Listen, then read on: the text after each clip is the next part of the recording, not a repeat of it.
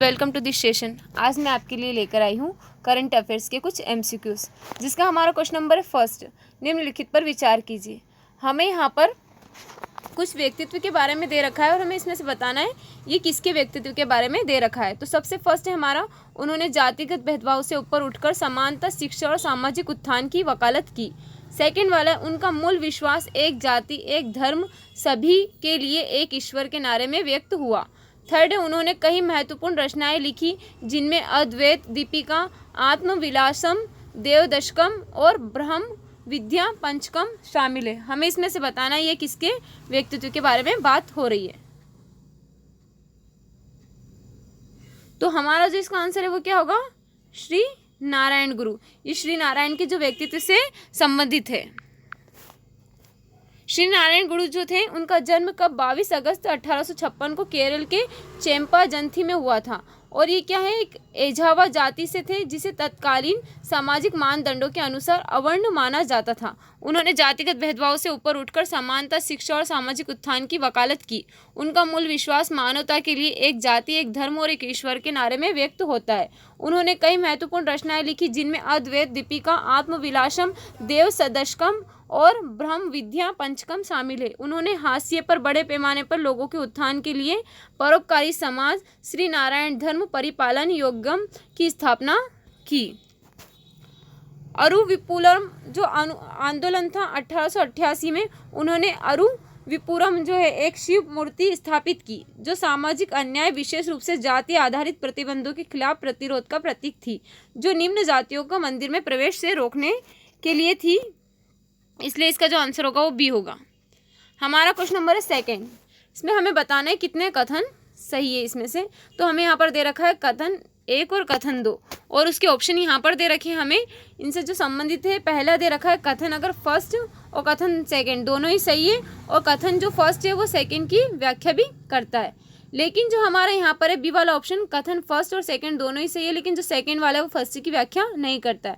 और जो सी वाला है हमारा ऑप्शन, इसमें क्या है, फर्स्ट सही है सेकंड रॉन्ग है। और जो डी वाला है इसमें क्या है, फर्स्ट रॉन्ग है और सेकंड सही है। तो हमें इसमें से बताना है इसमें से कौन से इस कथन से ऑप्शन संबंधित है।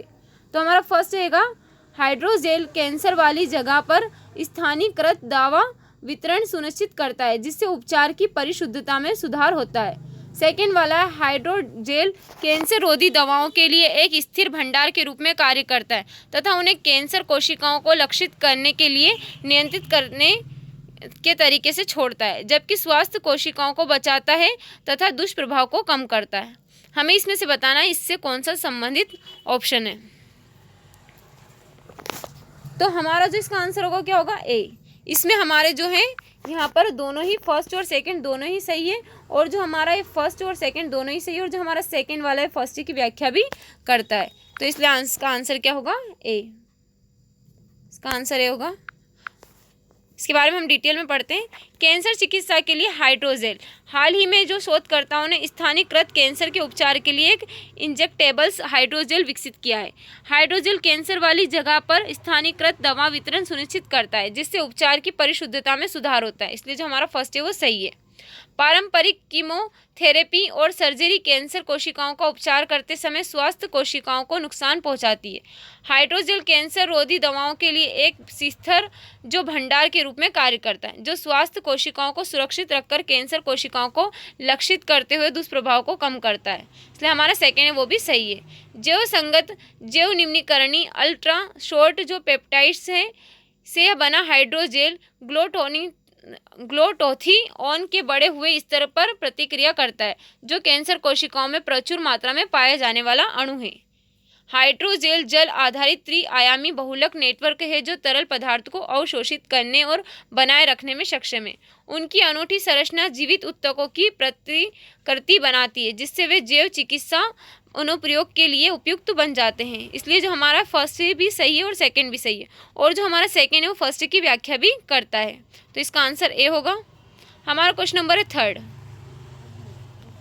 हमारा क्वेश्चन नंबर थर्ड है। इसमें क्या है, हमारा थर्ड ईयर का क्वेश्चन नंबर, पंचायती राज संस्थाओं PRI के संबंध में निम्नलिखित कथनों पर विचार कीजिए। हमें इसमें से बताना है कितने कथन सही सुमेलित हैं। फर्स्ट वाला हमें दे रखा है, किसी भी व्यक्ति के लिए पंचायत का सदस्य बनने हेतु न्यूनतम आयु 21 वर्ष निर्धारित है। सेकेंड वाला समय से पूर्व विघटन के बाद पुनर्गठित पंचायत केवल शेष अवधि तक ही बनी रहती है। हमें इसमें से बताना है कितने कौन से सही है। तो हमारा जो इसका आंसर होगा वो क्या होगा, ये बी सी वाला है इसका आंसर हमारा। फर्स्ट और सेकंड दोनों ही इसमें सही है। जो हमारी पंचायत की जो सदस्य की आयु वो क्या होती है 21 वर्ष, और अगर जो एक बार विघटित हो जाती है तो इसमें जो पंचायत की शेष अवधि तक इसमें पंचायत को फिर से विघटित किया जाता है। हमारा इसका आंसर होगा सी। पंचायती राज संस्थाएं PRI भारत में ग्रामीण स्थानीय स्वशासन की प्रणाली को संदर्भित करती है, अर्थात लोगों द्वारा चुने गए प्रतिनिधियों के माध्यम से ग्रामीण क्षेत्रों के शासन की प्रणाली है। इन्हें सभी राज्यों में सरकार के तीसरे स्तर के रूप में स्थापित किया गया है, जिसका उद्देश्य जमीनी स्तर पर लोकतंत्र का निर्माण करना है। चुनाव लड़ने और पंचायत का सदस्य बनने के लिए न्यूनतम आयु क्या होती है, जो न्यूनतम आयु होती है वो क्या होती है 21 वर्ष। और यदि किसी पंचायत को समय से पूर्व भंग कर दिया जाता है तो पुनर्गठित करने के लिए जो हमारा आर्टिकल जो हमारा 73वां जो संविधान संशोधन हुआ था, जो 1992 के प्रावधानों के अनुसार मूल पंचायत के शेष कार्यकाल के लिए कार्य करती है, पूरे 5 वर्ष के कार्यकाल के लिए नहीं। तो जो हमारा इसमें क्या है कि अगर कोई किसी कारण से अगर पंचायत भंग हो जाती है तो यहाँ पर जो काम करता है वो शेष जो बाकी का समय उसी के लिए कर सकता है, ना कि पूरे 5 वर्ष के लिए। तो इसलिए जो इसका आंसर होगा सी होगा। हमारा क्वेश्चन नंबर है 4, निम्नलिखित पर विचार कीजिए। हमें फर्स्ट दे रखा है ग्राहक अधिग्रहण और लेन देन प्रसंस्करण की लागत कम करना। सेकेंड वाला है खरीदारों को विविध उत्पाद और सेवा विकल्प उपलब्ध कराना। थर्ड, एक रूपता सुनिश्चित करने के लिए सभी विक्रेताओं को एक ही प्लेटफॉर्म पर पंजीकृत करना अनिवार्य है। तो हमें इसमें से बताना है कितने जो हमारे open network for digital commerce के उद्देश्य है। तो इसका जो हमारा आंसर होगा क्या होगा बी। इसका जो हमारा फर्स्ट और सेकंड दोनों ही सही है, लेकिन जो हमारा थर्ड वाला है वो क्या है, इसमें क्या होता है कि जो कई प्लेटफॉर्म रहते हैं वहाँ पर कार्य करने की सुविधा उपलब्ध कराता है। तो इसलिए जो हमारा इसमें थर्ड वाला है वो रोंग है। इसमें हम इसके बारे में डिटेल में पढ़ते हैं। भारत सरकार ने वाणिज्य मंत्रालय के तहत उद्योग संवर्धन और आंतरिक व्यापार विभाग द्वारा अप्रैल 2022 में लॉन्च किया गया open network for digital commerce का उद्देश्य एक मुक्त, समावेशी और अंतर संचालन योग्य प्लेटफॉर्म बनाकर डिजिटल ग्रामीण जो वाणिज्य का लोकतांत्रिकरण करना था। इसमें दिसंबर 2021 में एक गैर लाभकारी कंपनी के रूप में निगमित ONDC की संस्थापक सदस्य क्वालिटी काउंसिल ऑफ इंडिया और प्रोटीन इगो टेक्नोलॉजी लिमिटेड है। इसके प्राथमिक उद्देश्य में एकाधिकारवादी ई कॉमर्स प्लेटफॉर्म के प्रभुत्व को कम करने के लिए अंतर संचालन को बढ़ावा देना, ग्राहक अधिग्रहण और लेन देन प्रसंस्करण के लिए लागत कम करना, बाजार में भागीदारी का विस्तार करने के लिए क्षेत्रीय तथा भाषाई अंतराल को पाटना शामिल है। इसलिए जो हमारा फर्स्ट है वो सही है।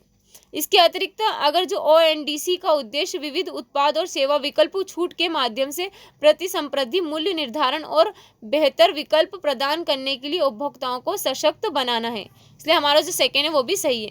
उल्लेखनीय रूप से जो हमारा ONDC मुक्त परिवेश और अंतर संचालन को बढ़ावा देता है, जिससे विशिष्टता को अनिवार्य किए जाने के बजाय विक्रेताओं को कई प्लेटफॉर्म पर सुविधाएं प्राप्त होती है, इसलिए जो हमारा थर्ड वाला है वो सही नहीं है।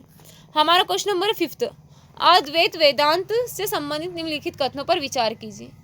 हमें बताना है यहाँ पर जो अद्वैत वेदांत है उससे संबंधित। तो फर्स्ट दे रखा है हमें गौतम बुद्ध को इसका प्रमुख समर्थक माना जाता है। सेकंड वाला इसके तहत इस बात पर बल दिया गया है कि परम वास्तविकता एकल और निराकार है। हमें इसमें से बताना है कितने कथन सही सुमेलित हैं। तो हमारा जो इसका आंसर होगा वो क्या होगा बी। इसमें केवल जो हमारा सेकंड वाला सही है, लेकिन जो हमारा फर्स्ट वाला है वो रॉन्ग है। जो गौतम बुद्ध इसका प्रमुख समर्थक माना जाता है, गौतम बुद्ध नहीं किसको माना जाता है, शंकराचार्य को इसका प्रमुख समर्थक माना जाता है। तो इसका जो हमारा आंसर होगा क्या होगा बी आंसर होगा इसका। इसमें क्या होगा शंकराचार्य। तो इसलिए हमारा फर्स्ट रॉन्ग है, सेकेंड वाला सही है। इसमें अद्वैत वेदांत भारतीय दर्शन की एक प्रमुख शाखा है जिसमें अद्वैतवाद की धारणा पर बल दिया गया था। इसे आदि शंकराचार्य द्वारा व्यवस्थित किया गया था तथा जो है यह उपनिषदों की शिक्षाओं पर आधारित है, इसलिए जो हमारा फर्स्ट है वो सही नहीं है। इसके अनुसार परम वास्तविक ब्रह्मा निराकार एवं अद्वैत जो सभी भेदों से परे है, इसलिए जो हमारा सेकेंड है वो सही है।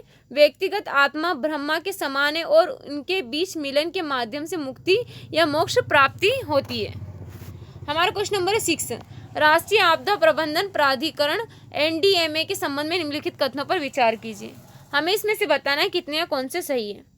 फर्स्ट दे रखा है हमें राष्ट्रीय आपदा प्रबंधन प्राधिकरण एनडीएमए देश में आपदा प्रबंधन के लिए सर्वोच्च प्राधिकरण है जिसकी अध्यक्षता केंद्रीय गृह मंत्री करते हैं। बी वाला इसमें जो सेकंड है वो क्या है, राष्ट्रीय आपदा प्रतिक्रिया बल एनडीआरएफ की स्थापना आपदा प्रबंधन अधिनियम 2005 के तहत आपदा प्रबंधन के लिए एक विशेष बल के रूप में की गई थी। हमें इसमें से बताना है कितने या कौन से सही है। तो इसका जो हमारा आंसर होगा क्या होगा, बी। इसमें केवल हमारा जो सेकंड वाला है वो सही है, लेकिन जो हमारा फर्स्ट वाला है वो रॉन्ग है। राष्ट्रीय आपदा प्रबंधन प्राधिकरण एनडीएमए देश में आपदा प्रबंधन के लिए सर्वोच्च प्राधिकरण है जिसकी अध्यक्षता जिसकी अध्यक्षता हमारे जो प्रधानमंत्री वो करते हैं, ना कि गृह मंत्री। तो इसका जो आंसर होगा क्या होगा, प्रधानमंत्री करते हैं। इसका आंसर बी होगा। राष्ट्रीय आपदा प्रबंधन प्राधिकरण एनडीएमए देश में क्या करता है, आपदा प्रबंधन के लिए सर्वोच्च प्राधिकरण है जिसकी अध्यक्षता भारत के प्रधानमंत्री करते हैं, इसलिए जो हमारा फर्स्ट है वो रॉन्ग है। राष्ट्रीय आपदा प्रतिक्रिया बल एनडीआरएफ भारत सरकार का एक विशेष बल है जो मानवीय और प्राकृतिक आपदा के दौरान विशेषज्ञ प्रतिक्रिया उपलब्ध कराना जिससे बचाव एवं राहत कार्य प्रभावी निष्पादन संभव हो सके। इसकी स्थापना वर्ष 2005 के आपदा प्रबंधन अधिनियम के तहत वर्ष 2006 में की गई थी, इसलिए जो हमारा इसमें बी वाला सेकंड सही होगा। इसका हमारा जो इसका अब आंसर है जो हमारा क्वेश्चन नंबर है 7, गरीबी आकलन के संबंध में निम्नलिखित कथनों पर विचार कीजिए। हमें इसमें से बताना है कौन से कथन सही है। तो हमारा फर्स्ट दे रखा है भारत में गरीबी रेखा का आकलन मुख्यतः आय स्तर के बजाय उपभोग व्यय पर आधारित होता है।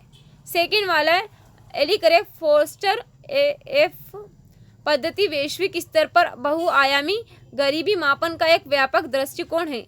हमें इसमें से बताना है कितने या कौन से सही है। तो इसका जो हमारा आंसर होगा वो क्या होगा, सी। इसमें हमारा फर्स्ट और सेकंड दोनों ही सही है। इसके बारे में हम डिटेल में पढ़ते हैं। भारत में गरीबी रेखा का आकलन आय के स्तर पर नहीं बल्कि उपभोग व्यय पर आधारित होता है। भारत की गरीबी रेखा का अनुमान कई कारणों से आय के स्तर के बजाय उपभोग व्यय पर आधारित है, जैसे आय विशेष रूप से स्वनियोजित व्यक्तियों और दैनिक मजदूरी करने वाले मजदूरों के लिए समय और स्थान दोनों पर अत्यधिक परिवर्तनशील है, जबकि उपभोग प्रारूप अधिक स्थिर है। इसके अतिरिक्त आय का लेखा जोखा रखना विशेष रूप से नियमित वेतन पाने वाले के लिए चुनौतीपूर्ण है।